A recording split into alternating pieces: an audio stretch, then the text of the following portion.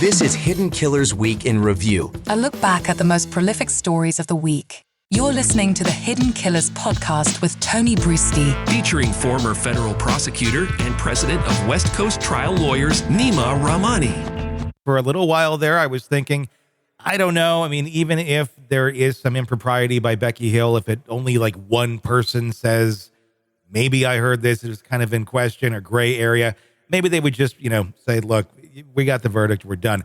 But now we have her son who has been charged with wiretapping. Now, at this moment, we don't really know exactly how, why, if this connects to Murdaugh, if at all, but it is important to note that he is the Colton County Information Technology Director, works in the same place as mom, works with the same people as mom. I don't know that I couldn't tell you anybody of my friends or family that have ever been involved in wiretapping. It doesn't seem like a common thing to do unless maybe you have to do this for some sort of reason that may be somewhat criminal. And it is kind of odd that your mom has, people are kind of shining the microscope on her. Do you think there's a connection here between the wiretapping of son and mom with the allegations of jury tampering?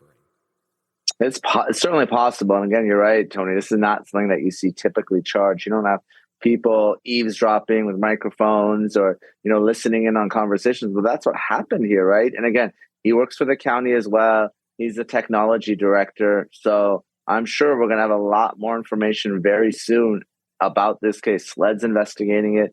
He was out on bond, but, whether there's a plea or whether the case goes to trial, it's going to be interesting to see what connection this has, if any, to Becky Hill's case. And of course, Becky's looking at her own potential charges for jury tampering. So we'll see what happens with that. Yeah, I mean, an evidentiary hearing is really what's needed in this. Why haven't we seen one scheduled yet?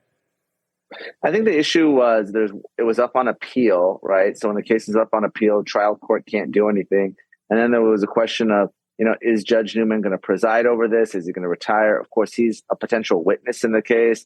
If he'll talk to him, now we're going to have a new judge. So between the appellate court and the new judge, it just put things on hold. But it absolutely has to happen because that's going to be the basis of the motion for a new trial.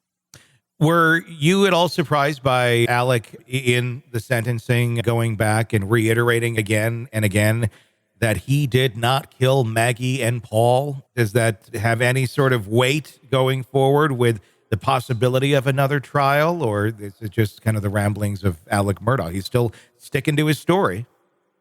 Yeah, I'm not surprised that Alec was talking about Maggie and Papa, but I'm surprised the judge let him go on for so long about it because, again,